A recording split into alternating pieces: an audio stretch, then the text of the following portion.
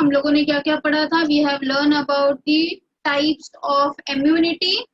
आई hope सबने revise किया है इतना सब पार्ट।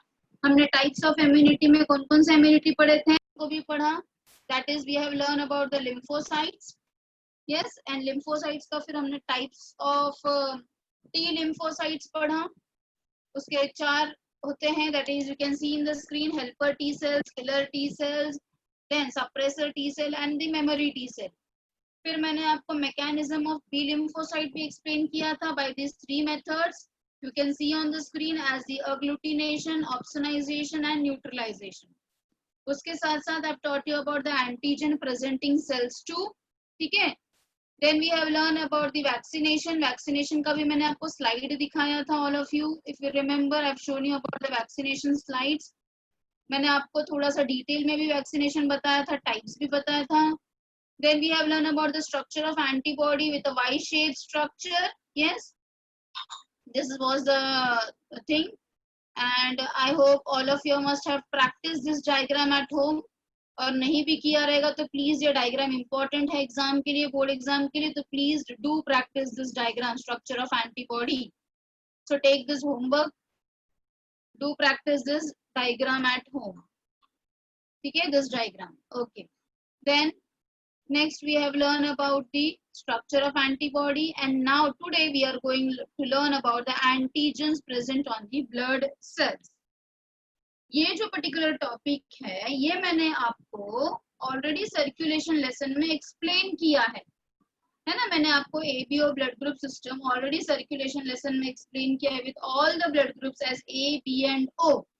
उसके साथ साथ मैंने आपको आरएच फैक्टर के बारे में भी एक्सप्लेन किया है. Again, just a revision, and here you have to learn with the name of the scientist over here. तो देखो, ये जो नाम है यहाँ पे Karl Landsteiner, this is very important name, so please इसको note down करो या underline करो. You can note down in your textbook. ठीक है, the name of the scientist who discovered the ABO blood group system. ठीक है, so ABO blood group system was discovered by the name of the scientist is Carl Landsteiner. Can be asked for MCQ in the board exam or 1 mark question in the board exam. ठीक है, ABO blood group. Again later on AB was discovered by, again you can see Landsteiner के students ने discover किया AB blood group को. the नाम क्या है उनका? डिकास्टेलो एंड स्टर्ली. अगेन ये भी नाम बहुत बहुत इम्पोर्टेंट है. ठीक है, जो बच्चों को नीट के लिए भी अपीयर करना है उनके लिए भी ये इम्पोर्टेंट है बहुत. So Carl Landsteiner and DiCastillo and Sturley, these 2 names are very very important when we learn about the blood group in detail. Now blood group के बारे में I've already told you that हमारे RBC के ऊपर known antigens present होते हैं, known antigens, and these antigens are what? They are antigen A and antigen B. You can see that it is antigen A and antigen B. Yes, ये known antigens अपने body के ऊपर present हैं, अपने RBC के ऊपर present हैं, and they are deciding the blood group of a person. उसका corresponding, इसका ही corresponding क्या present है? antibodies को अग्लूटिनिन्स भी बोलते हैं. अभी ये नाम एक प्लीज नोट डाउन अगेन वापस करके रखो. Antigen is also called as agglutinogens. Please note down. Antigen also called as agglutinogens, and antibodies also called as agglutinins. Antibodies also called as agglutinins. Serum का मतलब आपको मालूम है, blood without the RBCs and all, that is called as a serum. That is the plasma part of the blood. So in the serum there is a presence of antibodies which are indicated by small a and the small p. ठीक है, तो इतना सबने note down कर लिया है अपने book में. तो चलो, now let us move on to the next part, that is about the blood group in detail. This also I explained you in last lecture about the paratope. Yes, do you remember this diagram? I have shown you this diagram. Antigen antibody reaction होता है, तो जो part combining site होता है उसको हम epitope बोलते हैं, and the next part is called as a paratope. Means paratope and epitope combination is called as the antigen antibody reaction. Antigen के ऊपर होता है एपिटोप और एंटीबॉडी के ऊपर जो उसके साथ कंबाइन करते हैं उसको हम पैराटोप बोलते हैं, जो वाई शेप स्ट्रक्चर में होता है. So paratope and epitope they combine to form antigen antibody reaction, and the study is called as the serology. The study of antigen antibody reaction, the study of antigen antibody reaction is called as the serology. See, your textbook has a very good diagram, so I have preferred using this textbook for you all to teach, so that I should not miss any of the points from the textbook. Now you can see this table. This table is very clearly showing you A blood group है किसी का, A blood group है तो उसके surface पे कौन सा antigen present होगा, आरबीसी के ऊपर A. और जीनोटाइप क्या होगा, या तो IA या फिर IA0, या फिर होमोजाइगस में होगा या तो वो हेट्रोजाइगस में होगा. करेक्ट है. सीरम में कौन सा होगा, corresponding small b. A can donate to A and AB and it can receive from only A and O. This all explanation and all this chart we have already seen in the circulation lesson. We know that the AB is called as a universal acceptor, whereas O is called as a universal donor. Why we have explained, I have given you the explanation for why O is universal donor, because it don't have any antigen on the surface of RBC. तो क्योंकि कोई antigen नहीं है तो वो कोई भी अपने इम्यूनिटी, किसी को भी ब्लड दे दिया तो इम्यूनिटी सिस्टम को वो ट्रिगर नहीं करेगा या स्टिम्युलेट नहीं करेगा. ठीक है. उसके साथ साथ हमने सर्कुलेशन लेसन में ये RH फैक्टर भी पढ़ा था. यस, और ये एरिथ्रोब्लास्टोसिस फेटालिस भी मैंने आपको डायग्राम के साथ एक्सप्लेन किया था. Is it very clear? So RH factor is decided by the antigen, let us से D. तो अगर D एंटीजन प्रेजेंट है तो मतलब the blood group will be positive, और अगर D एंटीजन एब्सेंट है मतलब कि the blood group will be negative. Is that very clear? उससे related I have told you about a disease called as erythroblastosis fetalis, है ना. ये erythroblastosis fetalis के बारे में क्या बताया था मैंने?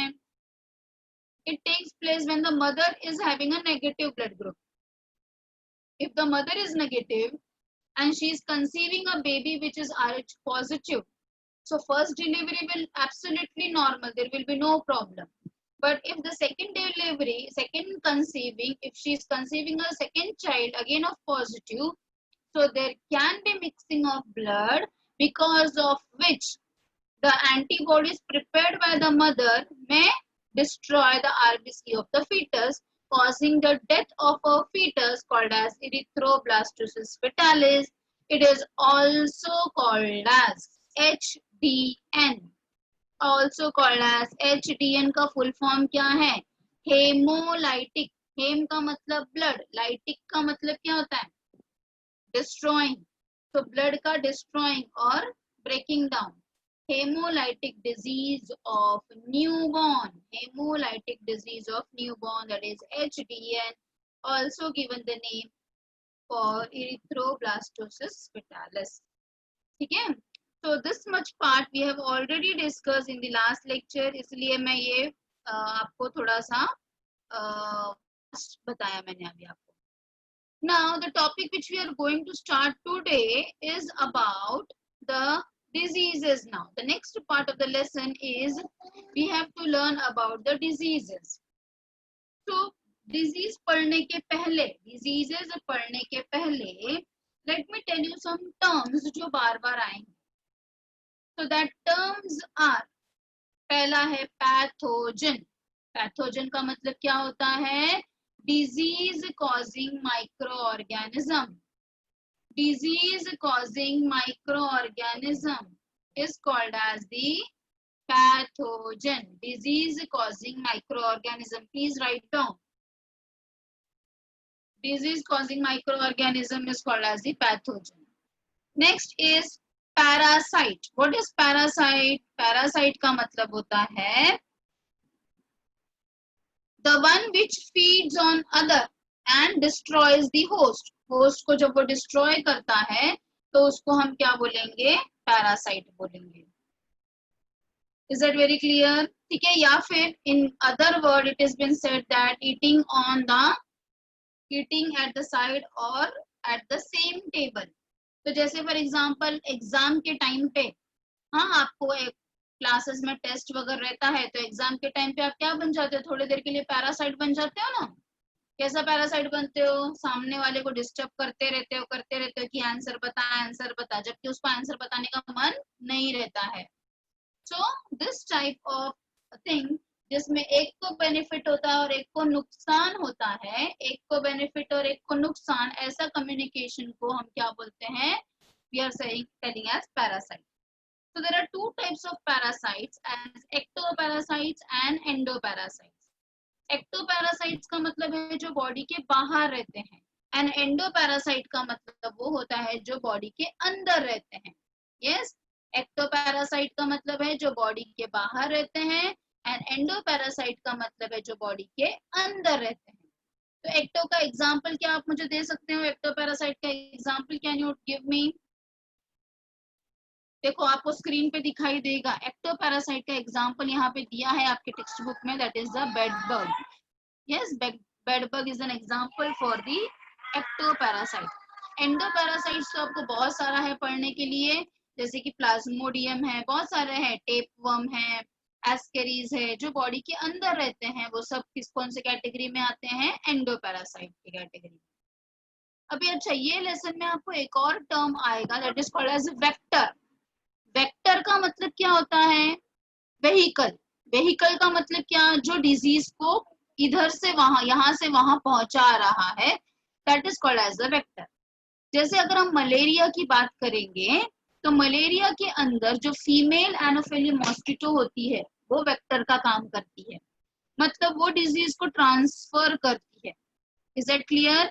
तो आपको मैंने ये लेसन में क्या बताया, हम अब डिजीजेस पढ़ने वाले हैं, उसमें मैंने आपको 2-3 टर्म्स बताए जो बार बार आएंगे। सबसे पहला है pathogen.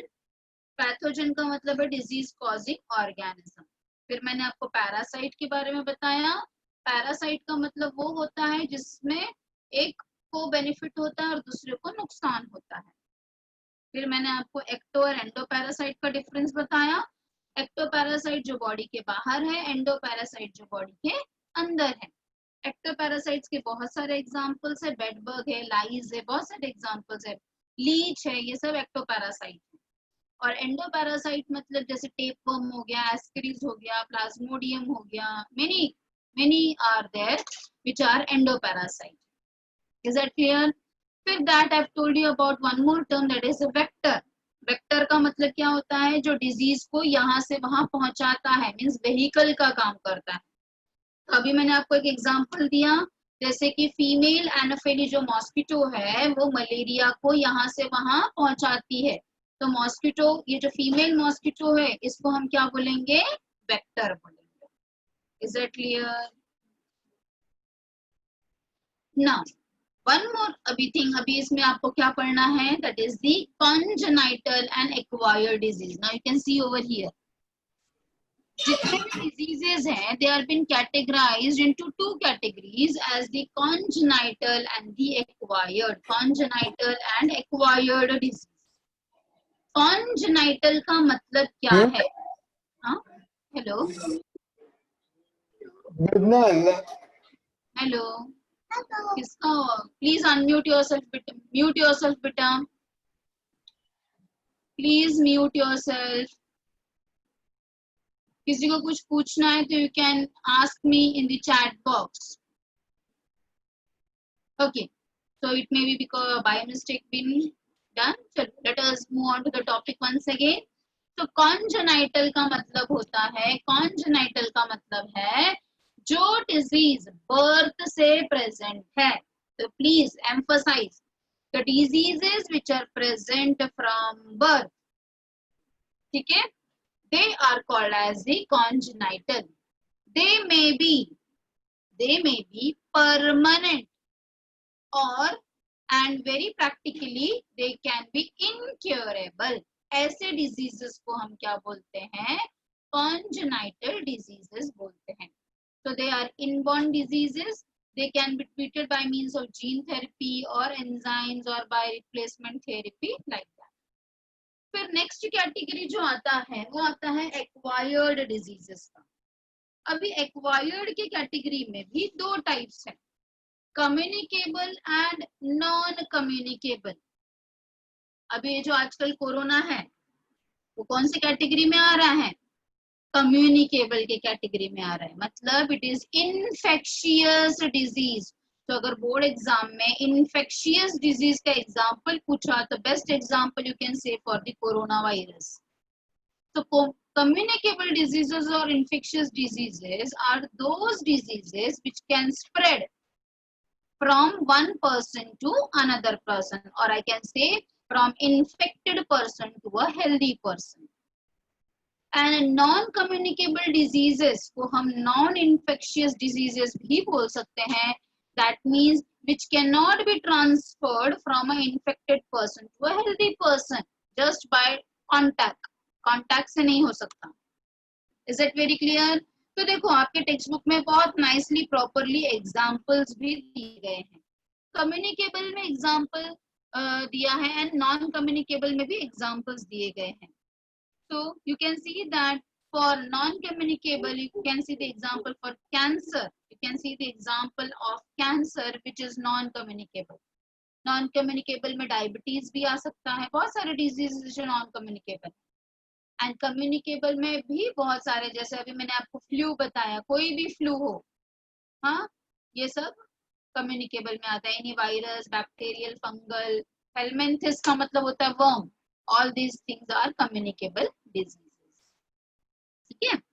Now let us first learn the first disease, that is about the malaria. ठीक है, चलो हम मलेरिया के बारे में पढ़ते हैं. तो मलेरिया के बारे में जब हम बोलेंगे तो सबसे पहला वर्ड आएगा, so you categorize yourself. Malaria होता किसके कारण है? It is caused due to a protozoan. और वो प्रोटोजोन का नाम क्या है? इट इज प्लाज्मोडियम और अ प्रोटिस्ट कॉल्ड एज प्लाज्मोडियम. तो मलेरिया किसके कारण होता है? मच्छर के कारण नहीं होता है.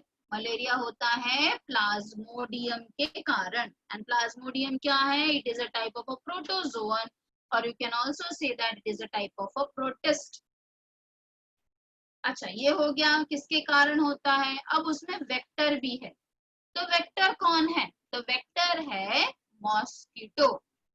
अभी मॉस्किटो में भी टू बी वेरी स्पेसिफिक, कौन सी मॉस्किटो है? It is female anopheles mosquito.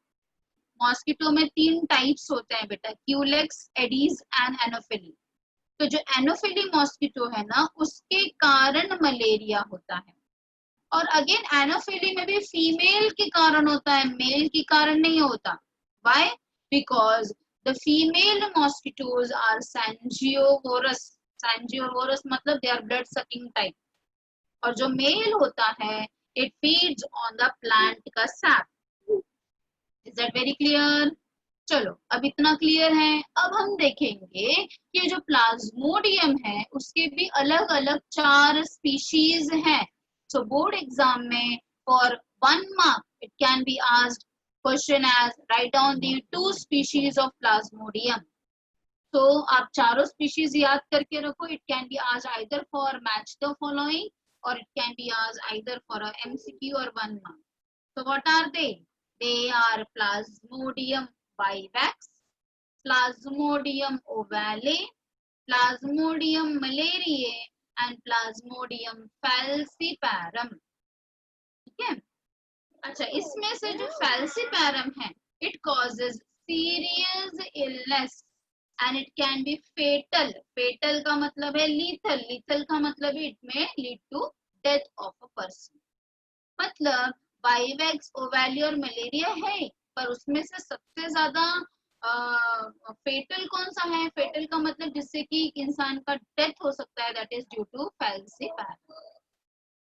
Is that very clear to all of you? ठीक है. चलो अब ये जो हमने बताया कि इसमें वेक्टर जो है वो मॉस्किटो है. तो ये जो प्लाज्मोडियम है ना, वो अपना थोड़ा लाइफ साइकिल अपने बॉडी में गुजारता है और थोड़ा लाइफ साइकिल मॉस्किटो के गट में गुजारता है। जो लाइफ साइकिल वो मॉस्किटो के गट में गुजारता है, वो मॉस्किटो को उससे कोई प्रॉब्लम नहीं होती, मतलब मॉस्किटो को कोई बीमारी नहीं होती उससे। वो सिर्फ वो उसका गट को इस्तेमाल करता है फॉर इट्स डेवलपमेंट। बट जो लाइफ साइकिल प्लाज्मोडियम अपने बॉडी में गुजारता है, अभी अपने बॉडी में भी कहाँ गुजारता है, that we will be learning. वो हमारे लिवर में और अपने आरबीसीज में लाइफ साइकिल कंप्लीट करता है, अपने लिवर एंड आरबीसी में। So please note down that also the plasmodium completes its life cycle in the liver and RBC of human being and half of the life cycle in the gut of a female anopheles mosquito. Gut का मतलब क्या होता है, उसका alimentary canal के अंदर। Is that very clear? तो जो पार्ट वो अपने लिवर और इरिथ्रोसाइट दैट इज की आरबीसी में गुजारता है, that is causing us malaria. तो पहले जानते हैं कि मलेरिया का साइंस एंड सिम्टम्स क्या क्या होते हैं। तो सबसे पहला साइन एंड सिम्टम्स क्या है, ये appear about in 7 to 15 days में अपीयर होता है after the bite of the mosquito. ठीक है, अपने को ऐसा नहीं है कि आज ही हमको मलेरिया के मॉस्किटो ने काट लिया तो हमें कल ही बुखार विखार आने लगेगा, ऐसा कभी नहीं होता है। तो मलेरिया का मॉस्किटो काटने के 7 to 15 डेज के बाद हमें सिम्टम्स नजर आने लगते हैं। तो क्या क्या सिम्टम्स हैं, just see all these are the simple symptoms. देखो एक बार, फीवर होता है, सीवियर हेडेक्स होता है, चिल्स ठंडी लगती है। Yes, these are the common symptoms of the malaria. Then there is a periodic fever, cyclic fever. जब आप डॉक्टर के पास जाते हो, डॉक्टर पूछता है कि आपको फीवर कभी कभी आता है, तो if you are saying that कि मुझे कल शाम को 5 बजे आया, फिर आज भी शाम को 5 बजे आया, मतलब क्या है, साइक्लिक फीवर। हम पीरियोडिक फीवर भी बोल सकते हैं। तो अगर पीरियोडिक फीवर आ रहा है तो then doctor tell you to go for this malarial test. अच्छा, फीवर तो आता है हाई, उसके साथ साथ तुरंत ही क्या होता है, sweating and sudden shivering. Fever आएगा, शिवरिंग होगा और फिर थोड़े ही देर के बाद क्या हो जाएगा, बहुत सारा स्वेटिंग होने लगेगा। This last for about 4 to 6 hours and recurs for every 2 days और 3 days। इसके साथ साथ क्या होता है, वॉमिटिंग होता है, कन्वल्शंस आता है। कन्वल्शंस का मतलब क्या होता है, contraction and relaxation of muscle is called as convulsions. साथ साथ में जॉइंट पेन है, एनीमिया है। एनीमिया का मतलब होता है less amount of haemoglobin. Less amount of haemoglobin को एनीमिया बोला जाता है। तो ये क्यों होता है, due to rupturing of RBC. कैसे आरबीसी रप्चर होता है वो हम जब लाइफ साइकिल देखेंगे तब आपको समझ जाएगा। हेमोग्लोबिन यूरिया, हेमोग्लोबिन यूरिया का मतलब होता है यूरिन के अंदर ब्लड आना। यूरिन के अंदर ब्लड आने को हम बोलते हैं ये haemoglobin urea. Then hepatomegaly, hepato का मतलब क्या होता है, हेपेटिक का मतलब होता है लिवर, तो मेगाली का मतलब है swelling in the liver, so liver enlargement. It may cause retinal damage, retina means I damage भी करता है। सेरिब्रल मलेरिया मतलब कि ब्रेन में इंफेक्शन, जिसके वजह से एक और टर्म आप लिख सकते हो, cerebral malaria is also called as cerebral ischemia, ISCHEMIA। Cerebral, उसको इश्केमिया भी बोला जाता है। सेरिब्रल इश्केमिया का मतलब है इनसफिशिएंट ऑक्सीजन और insufficient blood supply to the brain. Is that very clear? So now a incubation period has been given to you all. Okay? For Plasmodium vivax, the incubation period is just for 14 days. Malaria 28 days, Ovalie 17 days, and Falciparum for 12 days. You can see at how many intervals the fever comes. Okay? So you just go through this table, all of you. एक बार ये table देखो, ठीक है?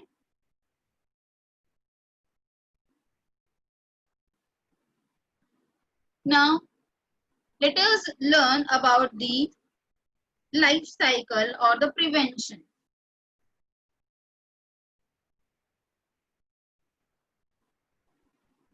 ना और अगर हम life cycle की बात करेंगे तो you can see a very very good diagram is been given in your text book. बहुत ही सिंपल और बहुत ही अच्छा डायग्राम दिया गया है। देखो, you just follow this cursor, this part, this mosquito. देखो वहां पे दिया है कि this mosquito is the mosquito which is a carrier और विच इज अ वेक्टर। ये ऊपर वाला मॉस्किटो क्या दिखाया जा रहा है, इट इज अ वेक्टर। ये जो वेक्टर, ये अपना स्किन है, जब ये अपने को बाइट करेगा तो ये क्या रिलीज कर रहा है, ये स्पोरोजोइड्स अपने ब्लड के अंदर रिलीज कर रहा है। ठीक है, प्लीज समझ के लो, नहीं समझेगा तो I will repeat it once again. ये जब ये फीमेल एनोफिली मॉस्किटो बाइट करती है, अभी कोई भी मच्छर बाइट करेगा तो नहीं, ऐसा फीमेल मॉस्किटो जिसके पास स्पोरोजोइट है, समझ में आ गया, तभी वो डिजीज को ट्रांसफर करेगी, कोई भी मॉस्किटो नहीं करेगा। ऐसा मॉस्किटो, ऐसा फीमेल मॉस्किटो जिसके सलाइवरी ग्लैंड के अंदर स्पोरोजोइट है, वही मलेरिया का ट्रांसफर करती है। Is that very clear? तो समझो इसके सलाइवरी ग्लैंड में स्पोरोजोइट है, इसने अपने को बाइट किया, हम हेल्दी है, हमें बाइट किया, हेल्दी है मतलब हमें मलेरिया नहीं है। जब ये अपने को बाइट करेगी तो स्पोरोजोइट अपने ब्लड में जाएंगे, ब्लड में घूमते हुए ये हमारे हेपेटिक सेल में जाएंगे। हेपेटिक सेल मतलब कि अपने लिवर में जाएंगे। लिवर में जाने के बाद it will undergo a hepatic dormancy, थोड़ी देर के लिए वो it will be dormant in the liver, it will be in dormant stage. That condition is called as the hypnozoite. Hypnozoite. उसके बाद वो हेपेटिक सेल से बाहर निकलेगा। After completing is dormancy period, it will rupture and it will come out. The mature cyanozoite will mature and they will come as the merozoite. तो आपको ये नाम याद रखना बहुत जरूरी है बेटा। ये सब कहाँ पर हो रहा है, ये जो ऊपर वाला पार्ट है ये सबका सब अपने लिवर में हो रहा है। हमारे लिवर के अंदर देखो तीन नाम मैंने बताया, लिवर के अंदर तीन स्टेजेस बताया, हिप्नोजॉइट, सीजोजॉइट एंड दी मेरोजॉइट।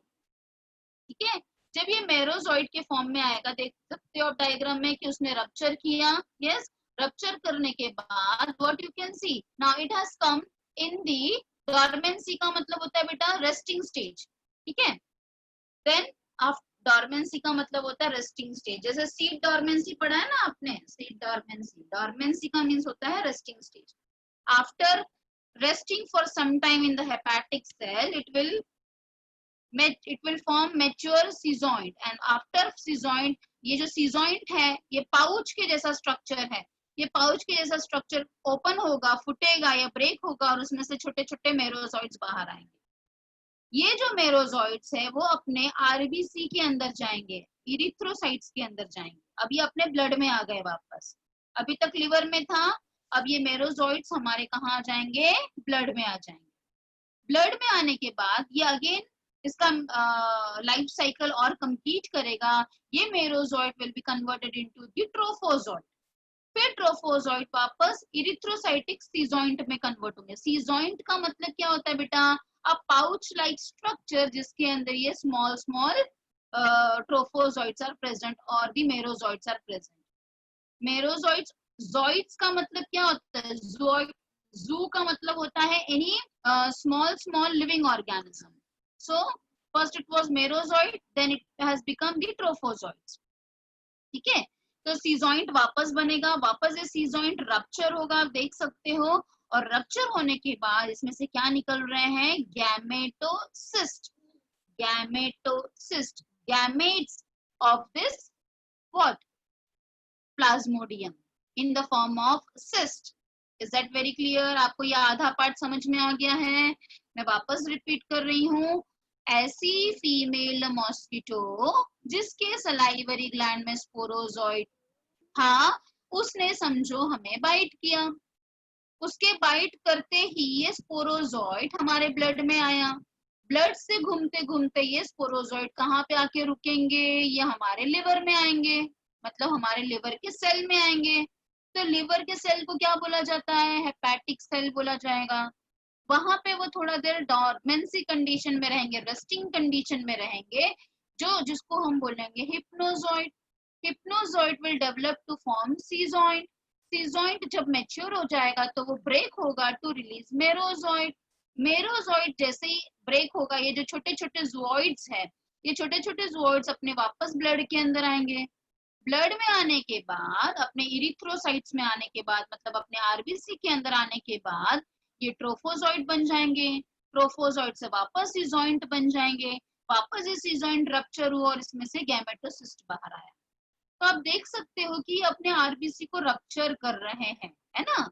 हमारे आरबीसी को ये रप्चर कर रहा है, तो ये रप्चर होने की वजह से हमारा हेमोग्लोबिन भी तो डैमेज हो रहा है। क्योंकि अपना हेमोग्लोबिन डैमेज हो रहा है, इसकी वजह से हमारा मोस्टली जो मलेरियल पेशेंट होते हैं उनको एनीमिया का प्रॉब्लम होता है। Anaemia means less amount of oxygen. ठीक है, इतना समझ में आ गया सबको? ओके, अब ये जो गैमेटोसिस्ट है, अब ये एक पर्सन क्या हो गया, ये पर्सन, मैं हेल्दी थी, ये सारा साइकिल कंप्लीट किया, तो अब मेरे ब्लड के अंदर वापस क्या हो गया, गैमेटोसिस्ट आ गया। मेरे ब्लड के अंदर गैमेटोसिस्ट आ गया। अब ये जो पर्सन है ये क्या कहलाएगा, इन्फेक्टेड पर्सन कहलाएगा। जिसके ब्लड के अंदर गैमेटोसिस्ट दिखता है, इसका मतलब वो कैसा होता है, वो इन्फेक्टेड पर्सन होता है। मतलब this person can transmit the disease. कैसे ट्रांसमिट कर पाएगा, समझो एक नया मच्छर आया, अब ये मच्छर अच्छा वाला है, मतलब इसके पास कोई भी बीमारी वाला या कोई भी स्पोरोजॉइट नहीं है, ये नॉर्मल एक फीमेल ऑनोफिलम मॉस्किटो है।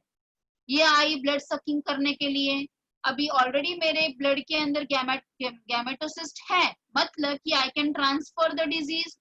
ये नॉर्मल वाली फीमेल एनोफिली मॉस्किटो आई है जिसको कुछ नहीं है, जिसके गट में कुछ नहीं है, इसने मुझे बाइट किया, ये इसने ब्लड सक किया।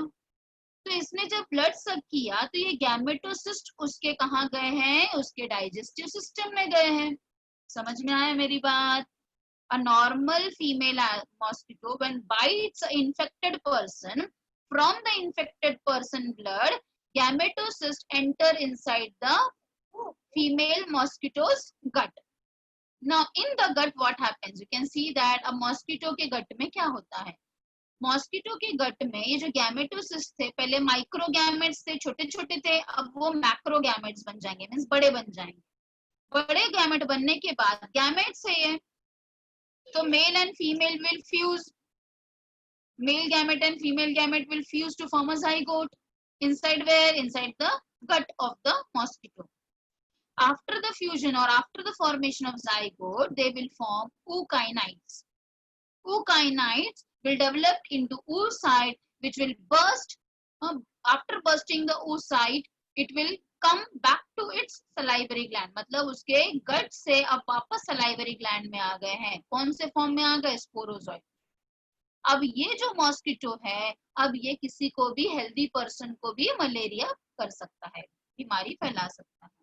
So I hope that it is very simple and very easy to understand. सिर्फ आपको याद क्या रखना है, यहाँ पे ये सारे टर्म्स याद रखना है। Again I am repeating all the things. अगर किसी का मिस आउट हो गया होगा, कुछ नहीं समझा होगा, तो you can surely ask me or tell me to repeat in the chat box. Again just have a look. हमने शुरुआत की, ये वाला जो मॉस्किटो है, it is having the sporozoite, और ये वाला जो मॉस्किटो है इसके पास स्पोरोजॉइट नहीं है, ऐसा हमने पढ़ा। तो पहले हम यहीं से शुरुआत करते हैं।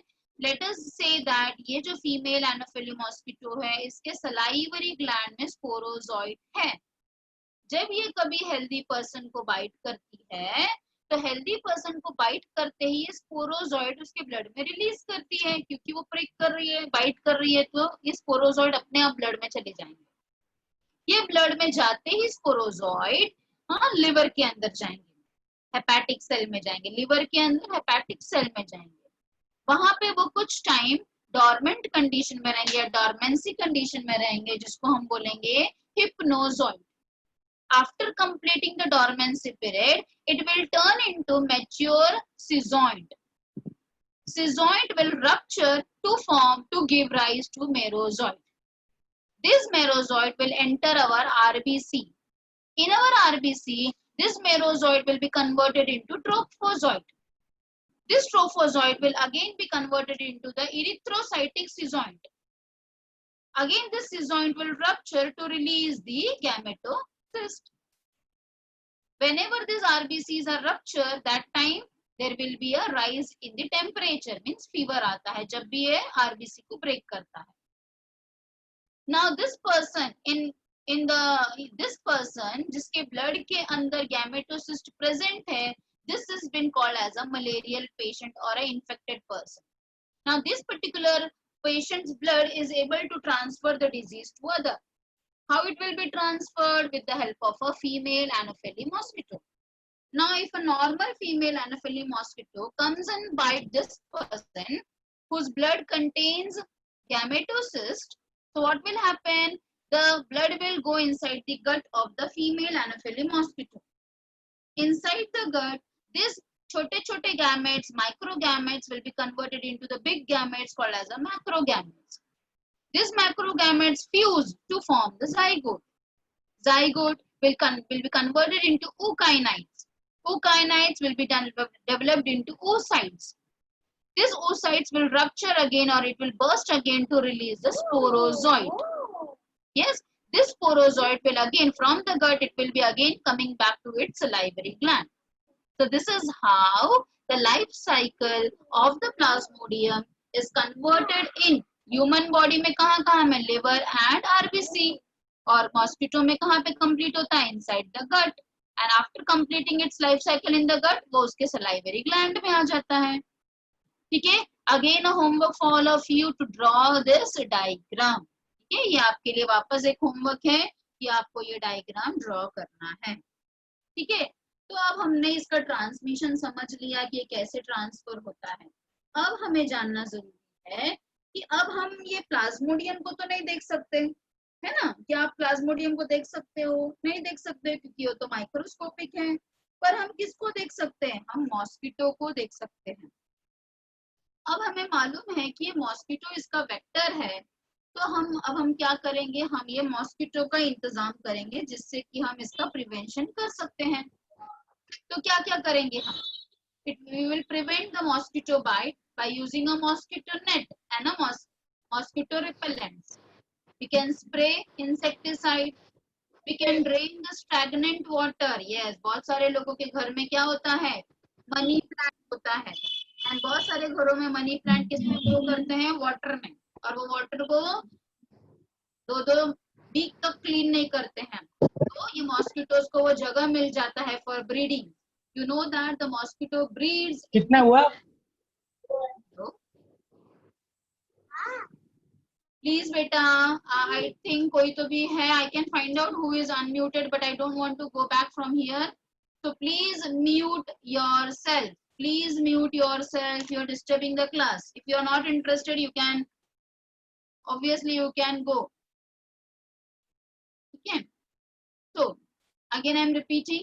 So we can control the mosquito by draining the stagnant water, or we can use insecticide sprayed on the stagnant water. अभी जैसे फॉर एग्जाम्पल आपके घर में है पानी का कहीं रखा, तो आप उसको क्लीन कर सकते हो. पर समझो आपके घर के बाहर एक बड़ा सा तालाब है, तो आप उसको कैसे क्लीन करोगे? तो या तो आप उस पर इंसेक्टिसाइड डलवाओ, या तो फिर आप एक गैम्ब्यूसिया फिश का मदद ले सकते हो. ये जो गैम्ब्यूसिया फिश है ना, this is a fresh water fish and it feeds on the mosquito larvae. तो हम गैम्ब्यूसिया फिश की मदद से ये मॉस्किटो के लार्वे को हम कंट्रोल कर सकते हैं. Is that very clear to all of you? समझ में आ गया? अच्छा, डायग्नोसिस एंड ट्रीटमेंट. डायग्नोसिस कैसे किया जाएगा? Yes, no doubt with the blood smear. अगर ब्लड के अंदर हमें क्या दिखेगा? गैमेटोसिस्ट नजर आएगा, मतलब that patient is infected with this malaria. Yes, is that very clear? तो ये सब नाम याद रखो. हम डायग्नोसिस कैसे करते हैं? बाय टेकिंग अ ब्लड का स्मीयर. Smear means layer. या फिर अदर रैपिड डायग्नोस्टिक टेस्ट भी है which is based on nucleic acid amplification technique are also used. Again, this can also be asked in the board exam. Write down the diagnostic technique for malaria. So the first technique is by blood smear, and the second technique is it is on test based on nucleic acid amplification technique. Okay. Now the next thing is about the drugs, क्या क्या हम use कर सकते हैं for treatment के लिए। तो आप देख सकते हो आपके स्क्रीन पे, यहाँ पे ड्रग्स के नाम दिए गए हैं। It includes this many therapies called as the ACTS। ACTS आप देख सकते हो नाम दिए गए हैं, उसके कॉम्बिनेशंस के नाम दिए गए हैं, सल्फाडॉक्साइन। Yes, all these things. In addition, we can use quinine also for treating this malaria. ठीक है, जिसको मलेरिया हुआ है उसको ट्रीटमेंट के लिए हम ये कर सकते हैं, पर मलेरिया नहीं होने के लिए हमें मॉस्किटो से बचना चाहिए। Very clear. So we are finished with the first part, that is first disease about the plasmodium causing malaria. Let us learn the next disease, which is very common disease, that is amoebiasis. Amoebiasis तो बहुत ही common disease है। जब भी आप बाहर hawker के पास का पानी पूरी खाते हो, पिज्जा खाते हो, सबको पसंद है ना चाइनीज। मैं तो बहुत सारे बच्चों को देखती थी कि बस क्लास छूटते ही आप वो चाइनीज वाले के पास खड़े हो जाते थे खाने के लिए, है ना। तो all these things leads to amoebiasis, again a very common disease, which is also called as amoebic dysentery, which is also called as amoebic dysentery. Dysentery का मतलब क्या होता है? लूज मोशन, है ना। तो अमीबिक डिसेंट्री होता है इसके कारण। अच्छा, अब ये जो सिस्टम है ये हमारे कौन से सिस्टम पे इफेक्ट करता है? So it is affecting on our gastrointestinal tract. Gastrointestinal tract मतलब क्या? गैस्ट्रो का मतलब है स्टमक और इंटेस्टाइन पे ये अपना इफेक्ट दिखाता है। So it is affecting in our gastrointestinal tract, and you can see that 15% of the population are हमेशा affected by this amoebiasis. चलो, let us know कि किसके कारण होता है। तो अगेन ये एक प्रोटोजोन के कारण होता है, और वो प्रोटोजोन का नाम है Entamoeba histolytica. Entamoeba histolytica is a protist or a parasite causing this amoebiasis. ठीक है। फिर आप मुझे पूछोगे कि ये अमीबियासिस जाता कैसे है अपने बॉडी में? तो ये जाता है बाय ओरल फीकल रूट। लिख लो, it is transmitted by oral faecal route. It is transmitted by what? Oral faecal route, मतलब कंटामिनेटेड खाने से और कंटामिनेटेड जिसको हुआ है उसके फीसेस से स्प्रेड होता है। फिर आप मुझे पूछोगे कि मैम फीसेस से कैसे स्प्रेड होता है? फीसेस तो वेस्ट प्रोडक्ट है। तो यस, अब भी बहुत सारे जगहों में, गांव में लोग टॉयलेट में नहीं जाते हैं, खेतों में जाते हैं पॉटी करने के लिए, है ना। तो क्या होता है, जैसे किसी को अमीबियासिस का इन्फेक्शन है और he has gone for defecation in a field, और फिर समझो पानी के कारण that faeces has been spread inside the vegetation, और किसी ने बिना धोए वो चीज को खा लिया, तो क्या होगा? Again that will be transmitted to its body. फिर आप बोलोगे कि मैम ऐसे तो कोई बिना धोए खाता नहीं है। तो पर हम बिना धोए नहीं खाते, पर जब आप बाहर से सामान खाते हो तो आपको क्या गारंटी है कि उन्होंने धो के बनाया है या नहीं बनाया है? Because they have to make in bulk, so they don't take that much pain to clean and all these things. So this is how the disease are spreading. Is that very clear? So let us see about the life cycle. तो होता क्या क्या है पहले देखो, फिर मैं आपको उसका लाइफ साइकिल बताती हूँ। ठीक है, व्हाट हैपेंस? सबसे पहला साइंस एंड सिम्टम्स में होता है डायरिया। तो डायरिया का मतलब आपको मालूम ही है, लूज मोशन होता है। स्टूल, स्टूल का मतलब होता है that is what we call as faeces. Loose waste product is called as stool with mucus. Mucus भी होता है, और कभी कभी ब्लड भी आता है, बहुत ज्यादा इन्फेक्शन हुआ तो। विद क्रैम्स और एब्डोमिनल पेन। अभी मैंने आपको बताया कि ब्लड, स्टूल के साथ ब्लड भी रिलीज होता है, ठीक है, इन सीवियर केसेस। अगेन अगर ज्यादा इन्फेक्शन हो गया तो दिस एंटामीबा हिस्टोलिटिका अपने गैस्ट्रोइंटेस्टिनल ट्रैक्ट को तो इफेक्ट करता ही है, साथ में अपने लिवर को भी इफेक्ट करता है। So it may lead to hepatomegaly. ठीक है, हेपेटोमेगाली मींस लिवर का enlargement. and it may lead to liver develops amoebic liver abscesses. Abscesses का मतलब मेडिकल टर्म में होता है डैमेजिंग और destroying, you can say. So liver is destroyed by this amoebic or amoebiasis, leading to fever and pain in the right side of the abdomen. As we have discussed just now, how it has been transmitted? It is transmitted by oral and fecal route, eating with dirty hands or eating any contaminated food and the water. ठीक है, चलो diagnosis या treatment की अगर हम बात करेंगे तो इसको कैसे हम डायग्नोसिस कर सकते हैं? So we can do the diagnosis by again stool sample. ठीक है, पैथोलॉजी लैब में 3 तरीके का टेस्ट होता है, एक होता है यूरिन टेस्ट, एक होता है ब्लड टेस्ट और तीसरा होता है स्टूल टेस्ट. तो हम स्टूल टेस्ट से या स्टूल सैंपल से हम जान सकते हैं कि ये पर्सन को अमीबियासिस है या नहीं. इसका ट्रीटमेंट क्या है? हाँ, it is a treatment is done by the any of the dazole, ठीक है, लाइक द मेट्रोनिडेजोल या फिर टीनिडेजोल से हम इसको ठीक कर सकते हैं. ये दवाई का नाम है, ठीक है. And this histolytica in the digestive tract we can destroy it in our digestive tract itself. ये जो दवाइयां हैं ये हमारे ऊपर सेफ है, ये सिर्फ और सिर्फ ये अमीबा हिस्टोरेटिका के ऊपर ही असर करता है, ठीक है. तो चलो अब हम चल के थोड़ा सा इसके लाइफ साइकिल को जानते हैं, ठीक है. Again a very beautiful table been given in your book as for the life cycle of this Entamoeba histolytica. Very simple. Again, that is one of the homework for you all to know about this Entamoeba histolytica का diagram वापस आपको बनाना है घर पे आज. तो देखो ये जो ट्रोफोजॉइड दिख रहा है आपको, this trophozoite is the one which is infectious. तो अगर आपको बोर्ड एग्जाम में पूछा है कि Entamoeba histolytica का कौन सा life cycle is infectious, so answer should be trophozoite part of the life cycle is infectious. ठीक है. अगेन ट्रोफोजॉइड, ये जो पूरा ट्रोफोजॉइड है वो बाइनरी फिशन करता है. बाइनरी फिशन मतलब बाइनरी डिवीजन, 2 डिविजन्स करेगा वो. Yes, and then it will lead to the formation of precystic form, cyst बनाएगा.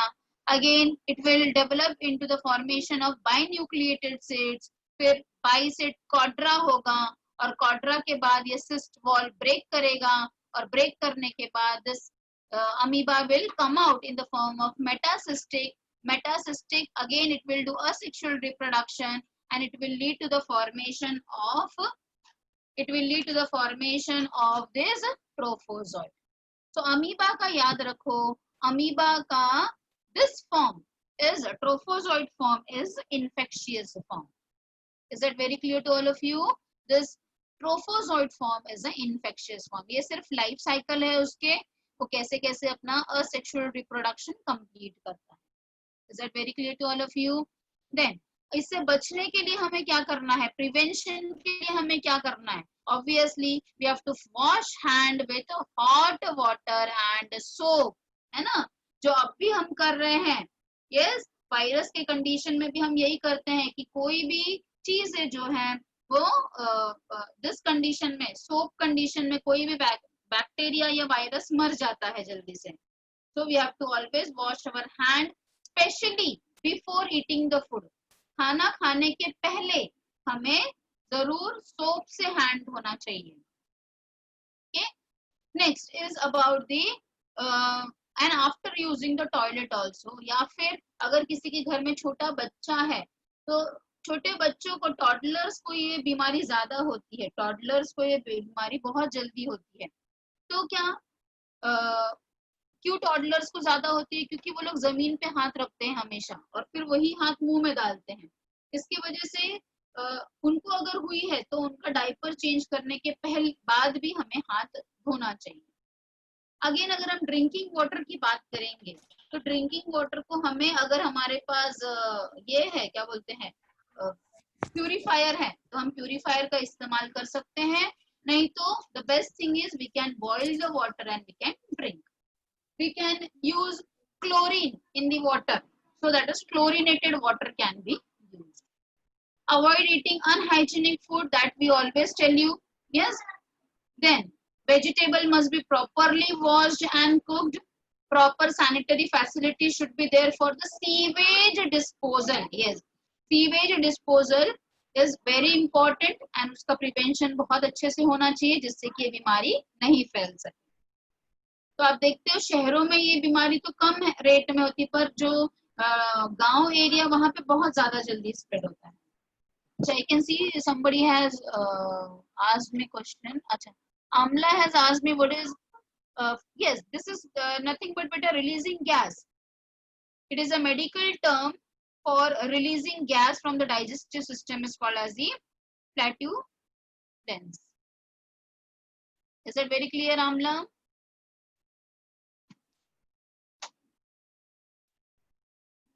Okay, so Mayuresh, swelling of stomach. Miss उसको स्वेलिंग यस बेटा अगर गैस होगा तो फ्लैटुलेंस होगा ना बेटा इसीलिए yes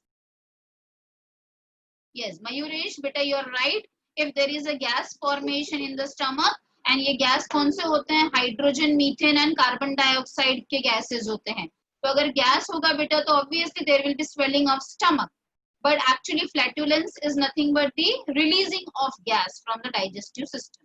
And the gases are either hydrogen, methane, and the carbon dioxide. Yes, is that very clear to all of you?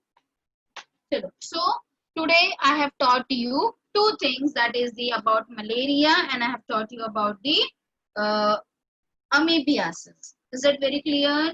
I hope that the homework for all of you is to draw the life cycle of Plasmodium, to draw the life cycle of Entamoeba histolytica.